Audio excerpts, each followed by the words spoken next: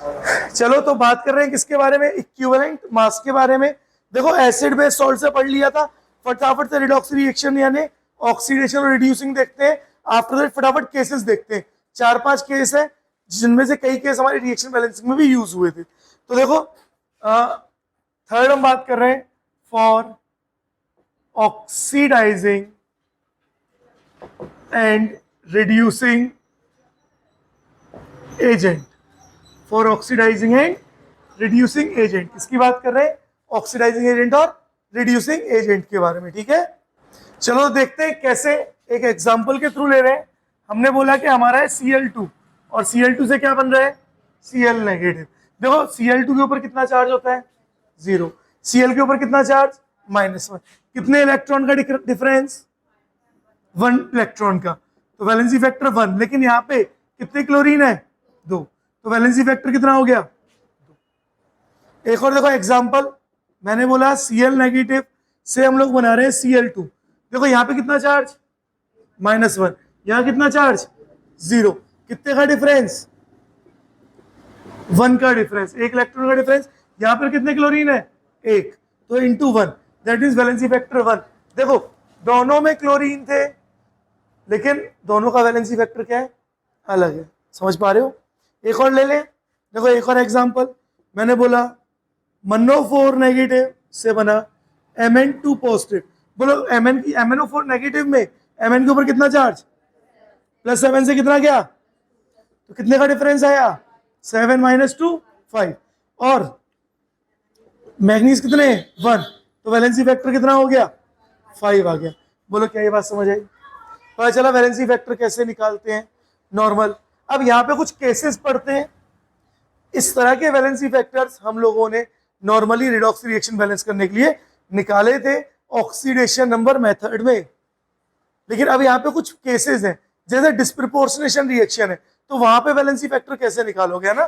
तो यहाँ पे हम बात कर रहे हैं किसके बारे में, केस फर्स्ट फॉर डिस्प्रपोर्शनेशन। जब तक वैलेंसी फैक्टर नहीं निकाल पाओगे तब तक इक्विवेलेंट मास नहीं निकाल पाओगे। तो इक्विवेलेंट मास का फॉर्मूला क्या होता है, मोलर मास अपॉन, याद है, हाँ। अब देखो for disproportionation reaction valency factor कैसे निकालेंगे, वैलेंसी फैक्टर को कैसे निकालेंगे। तो जब भी डिस्प्रपोर्शनेशन रिएक्शन है, सबसे पहले उसमें उसे बैलेंस करो और साथ में नंबर ऑफ इलेक्ट्रॉन्स देखो।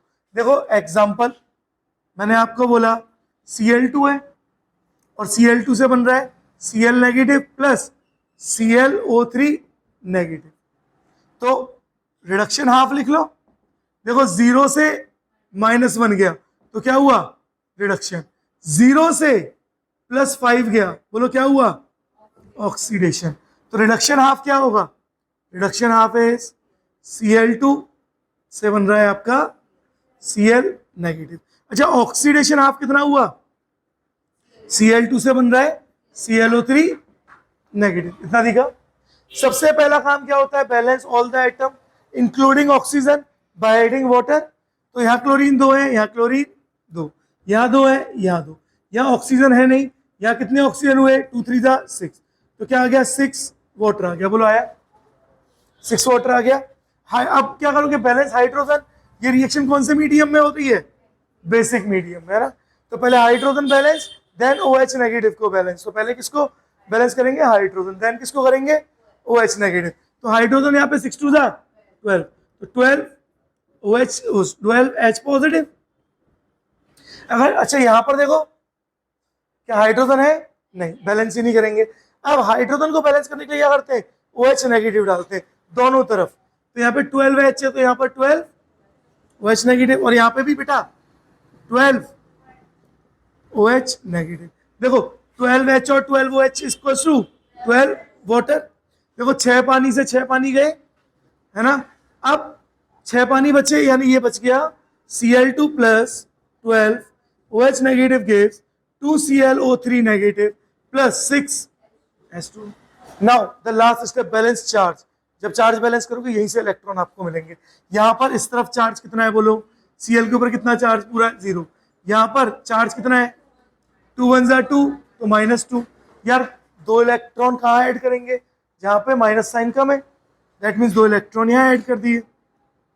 यहाँ देखो, यहाँ पे चार्ज कितना है, 12 वन जा 12 -12। यहाँ पे बोलो चार्ज कितना है, 2 वन जा 2 तो -2। कितने इलेक्ट्रॉन का डिफरेंस, 10। किस तरफ, प्रोडक्ट साइड, तो कितने आए, 10 इलेक्ट्रॉन।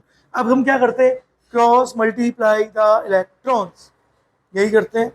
तो यहाँ पे कितने का मल्टीप्लाई करें, 10 इलेक्ट्रॉन का, और यहाँ पे कितने का मल्टीप्लाई करें, 2 का, है ना। इलेक्ट्रॉन क्या लिखना है, अब इसको सिंप्लीफाई कर लो, 2 वन जा 2 और 2 5 जा 10।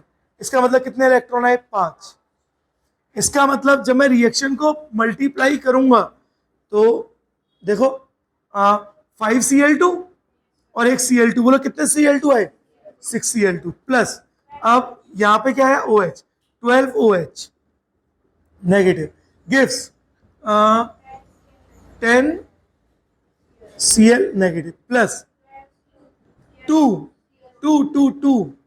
ClO3 negative plus 6H2। बोलो रिएक्शन बैलेंस हो गई। देखो 6 मोल क्लोरीन के लिए कितने इलेक्ट्रॉन चाहिए, 5 इलेक्ट्रॉन।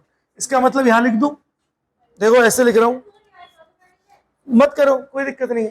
देखो 6 मोल Cl2 के लिए आपको 10 मोल इलेक्ट्रॉन चाहिए, तो 1 मोल Cl2 के लिए कितने चाहिए होंगे, 10/6 इंटू 1, तो कितना है 5/3 मोल इलेक्ट्रॉन। बोलो हाँ या ना। और यही क्या है, इसका वैलेंसी फैक्टर है।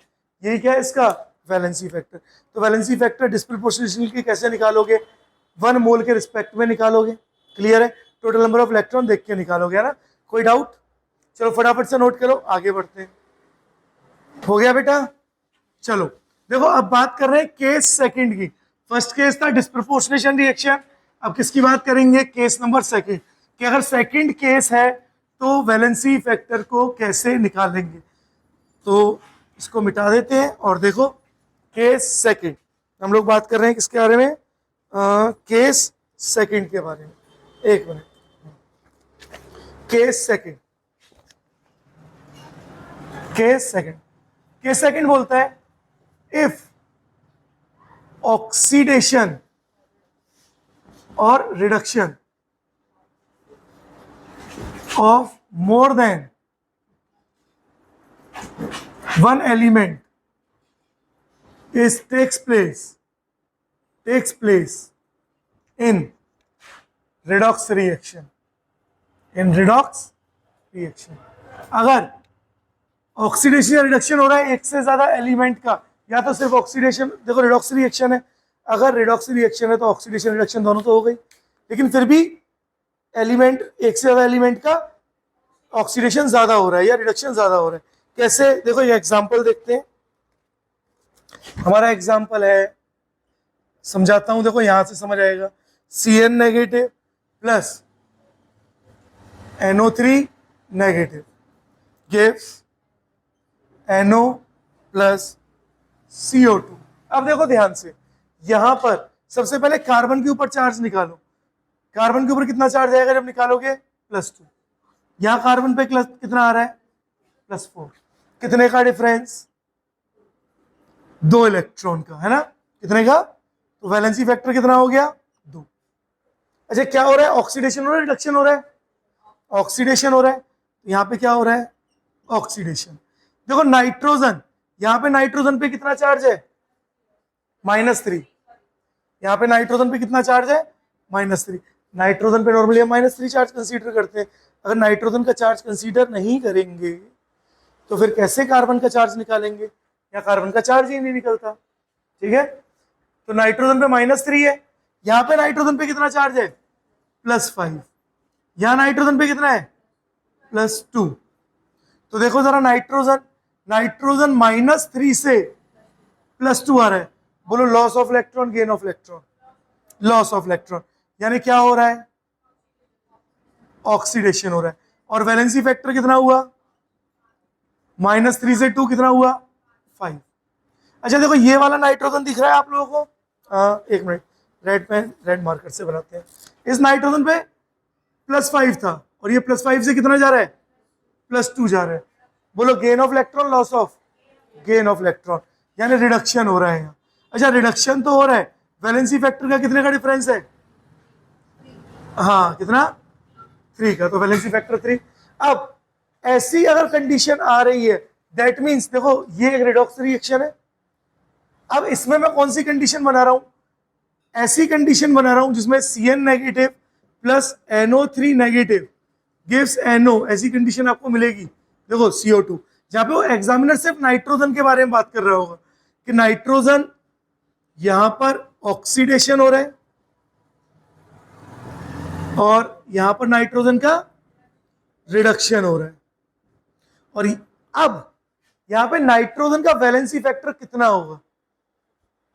क्योंकि दूसरे का वैलेंसी फैक्टर तो आप निकाल ही लोगे, कार्बन का दिख रहा है ना। अब यहाँ पे एग्जामिनर क्या बोलेगा, बताओ वैलेंसी फैक्टर कितना होगा?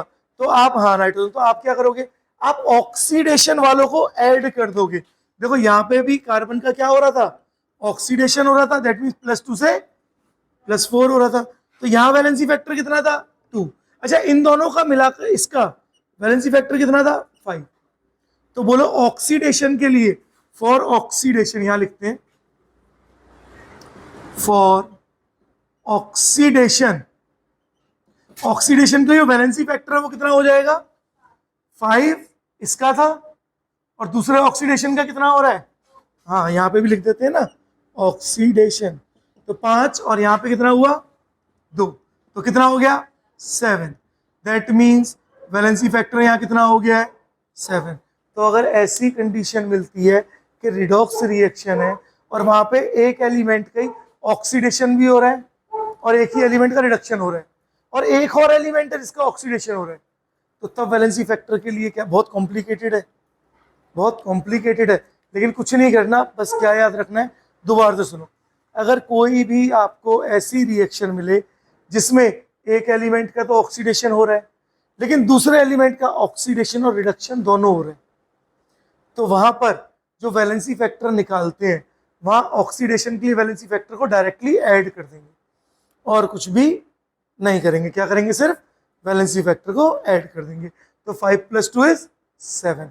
अच्छा कार्बन इसके यहां पर रिडक्शन के लिए वैलेंसी फैक्टर कितना है? वो 3 है, तो वहां 3 का क्रॉस मल्टीप्लाई हो गई होगा। बोलो क्लियर है? पक्का? फटाफट से नोट करो ताकि 2-3 केस और पढ़े कर लो। चलो देखो केस थर्ड की बात करते हैं। केस थर्ड क्या बोल रहा है कि जब भी कभी भी दो एलिमेंट्स का रिडक्शन हो रहा हो, वो भी दो सेम एलिमेंट का रिडक्शन हो रहा हो एक सेम रिएक्शन में, है ना। देखो क्या बोल रहा है third case case number third, when an element is forming two reduction products, है ना, in a same reaction, that means आपके पास एक ऐसी रिएक्शन है जिसमें दो प्रोडक्ट बन रहे हैं और दोनों के दोनों क्या है? रिडक्शन के प्रोडक्ट हैं। तब वैलेंसी फैक्टर कैसे निकालोगे? जैसे आपको इक्वेशन दे दी मैंने लिया example 3MnO4 negative gives 2Mn2 positive plus Mn और यहाँ पे +6 चार्ज, 2Mn2 पॉजिटिव और 2Mn6 पॉजिटिव। अब देखो यहां पर Mn के ऊपर चार्ज है +7, देखो +7 से Mn जा रहा है किसमें? +2। बोलो गेन ऑफ इलेक्ट्रॉन या loss of electron? Gain of electron. That means यहां पे क्या हो रहा है? रिडक्शन हो रहा है। अच्छा दूसरा भी देखो Mn +7 से जा रहा है किसमें? +6। ये बहुत इंपॉर्टेंट है। बोलो gain of electron loss of electron, यानी यहां पे भी क्या हो रहा है? रिडक्शन हो रहा है। बोलो दिख रहा है? अब यहां पर पहले वैलेंसी फैक्टर निकालते हैं। अब देखो यहां पर खेल, अब खेल बदल रहा है, इसलिए ये बहुत इंपॉर्टेंट है। कैसे खेल बदल रहा है? कितने का डिफरेंस है इन दोनों में? 5 का। लेकिन अब इस मैग्नीज को नहीं देखोगे, सिर्फ इसी यही अकेला ऐसा केस है जिसमें प्रोडक्ट के एलिमेंट को देखा जाता है। अब तक आप मल्टीप्लाई जो कर रहे थे वो किससे कर रहे थे, रिएक्टेंट के एलिमेंट, लेकिन यहाँ पे किससे करोगे, प्रोडक्ट के एलिमेंट से करोगे। तो देखो कितने एमएन है यहाँ, 2, तो वैलेंसी फैक्टर कितना आया, 10, यानी कितने इलेक्ट्रॉन का डिफरेंस आया, 10 इलेक्ट्रॉन का डिफरेंस आया। यहां पर देखो 7 से गया 6, 7 से गया 6, तो कितने का डिफरेंस आया, 1, यानी कितने इलेक्ट्रॉन का डिफरेंस आया, 1, क्योंकि एमएन भी क्या है, 1, तो 1 into 1 इज 1। बोलो ये बात समझ आ रही है। अब जब भी कभी आप वैलेंसी फैक्टर निकालोगे ना, तो आप करोगे सम ऑफ इलेक्ट्रॉन्स अपॉन ये जो पूरा आपका कंपाउंड है, upon total number of moles of reactant.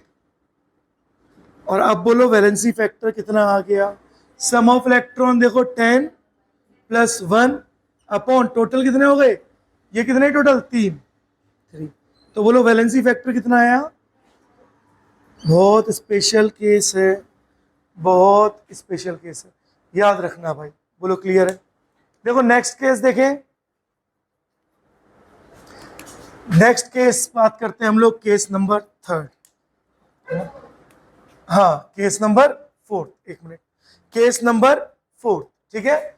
तो हम बात कर रहे हैं किसके बारे में, case number 4, when one element is oxidised and one element is reduced. एक एलिमेंट क्या हो रहा है, ऑक्सीडाइज हो रहा है, एक रिड्यूस हो रहा है, in a same compound, in a same compound. कैसे, देखो एग्जांपल से देखते हैं। हमारा एग्जांपल है NH4 का होल ट्वाइस C2O3 है ना, तो हमारा एग्जांपल है NH4 का whole twice Cr2O7 gives N2 + Cr2O3, दिख रहा है Cr2O3। अब देखो यहां पर सबसे पहले देखो सुनो, अगर एक ही एलिमेंट का रिडक्शन और ऑक्सीडेशन हो रहा होता तो वो रिएक्शन क्या होती, डिस्प्रपोर्शनेशन। लेकिन यहाँ एक कंपाउंड में 2 अलग अलग एलिमेंट का हो रहा है। कैसे, देखो क्रोमियम के ऊपर है ना NH4 का होल ट्वाइस है और Cr2O7 है, इसको ब्रेक कर लो, क्या होगा, 2NH4 positive plus Cr2O7 2 negative. अब आपको साफ साफ दिख रहा है यहां पर N2 के ऊपर चार्ज 0 है, यहां नाइट्रोजन के ऊपर कितना चार्ज है, कितना, ध्यान से देखो यार, -4 कैसे हो जाएगा, देखो ध्यान से देखो, -3, अरे N को आपने X ले लिया, प्लस 4 हाइड्रोजन +1 इक्वल टू +1, तो X बेटा +1 होगा ना, एक हाइड्रो खाली NH4 ले रहा हूं मैं अभी, नहीं तो 2X लिखता ना, और 4 से भी 2 का मल्टीप्लाई करता, तो कितना हो गया, -3, तो यहाँ कितना आया चार्ज, -3 आया। बोलो ये बात पता चली। तो देखो जरा, नाइट्रोजन के ऊपर यहाँ पे -3 चार्ज आ गया है, Cr2O7 2 नेगेटिव में क्रोमियम के ऊपर चार्ज कितना होता है, क्योंकि आप कैसे निकालोगे, 2x + 7 × -2 इक्वल टू -2, तो 2x = 12 और x = +6, क्रोमियम पे है +6। यहां पे क्रोमियम पे चार्ज निकालो, यहां क्रोमियम पे कितना चार्ज है, देखो 2x + 3 × कोई बात नहीं -2 = 0, तो 2x = +6, तो x = वेरी गुड, तो यहाँ क्रोमियम पे कितना चार्ज है, +3। बोलो दिखा। अब देखो ध्यान से, कहाँ गया कपड़ा, इसको मिटा देते हैं ना, देखो ध्यान से। अब इसका मतलब इस रिएक्शन को अगर मैं दोबारा लिखूं, NH4 का होल ट्वाइस Cr2O7 और इससे मिल रहा है बेटा आपको N2 + Cr2O3। नाइट्रोजन +3 था और +3 से गया कितने में, 0, तो वैलेंसी फैक्टर कितना आया, 3। लेकिन नाइट्रोजन कितने हैं रिएक्टेंट में, 2। मैंने क्या बोला, प्रोडक्ट का केस सिर्फ यही है, इसके अलावा कहीं पे प्रोडक्ट के आइटम मत लेना। 3 2 जा कितने इलेक्ट्रॉन आ गए, 6 इलेक्ट्रॉन। क्रोमियम कितना है, +6, यहां कितना है, +3, कितने का डिफरेंस आया, 3 का। वैलेंसी फैक्टर कितना आया, 3। कितने क्रोमियम है, 2, तो कितना आ गया, 6, तो कितने इलेक्ट्रॉन आए, 6 इलेक्ट्रॉन। अब अगर कभी भी ऐसी रिएक्शन है जिसमें सेम कंपाउंड के एक एलिमेंट रिड्यूस हो रहा है और एक एलिमेंट ऑक्सीडाइज हो रहा है, तो वहां पे जो वैलेंसी फैक्टर होता है ना, वो होता है LCM of all valency factor. अब यहां पे एक का वैलेंसी फैक्टर 6 है और दूसरे का भी 6 है, तो बोलो 6 और 6 का एलसीएम लिया तो कितना आया, 6 ही तो आएगा। 6 और 6 का यार, 6 और 6 का एलसीएम लो, 6 से किया 6 1 जा 1, 1 से 1 6 1 जा 6, आता है एलसीएम लेना। हाँ, तो वैलेंसी फैक्टर कितना आएगा, 6। अगर इस तरह की रिएक्शन अब मिलेगी तो बैलेंस कर लोगे, इसलिए स्पेशल केस करा रहा हूं। फटाफट से नोट करो। चलो देख, टोटल 4 केसेस है। टोटल कितने केसेस है, 4 केसेस है ना। अब इन 4 से और कोई केस नहीं है, आपको इतने ही केस करने, और अब यहां से आपके सारे क्वेश्चन हो जाएंगे। अब इसके बाद हम लोग पढ़ेंगे इक्विवेलेंट मास का कॉन्सेप्ट, है ना, कि किस तरह से ग्राम इक्विवेलेंट को हम यूज करते हैं। तो नेक्स्ट लेक्चर में पढ़ेंगे ग्राम इक्विवेलेंट। नोट कर लो।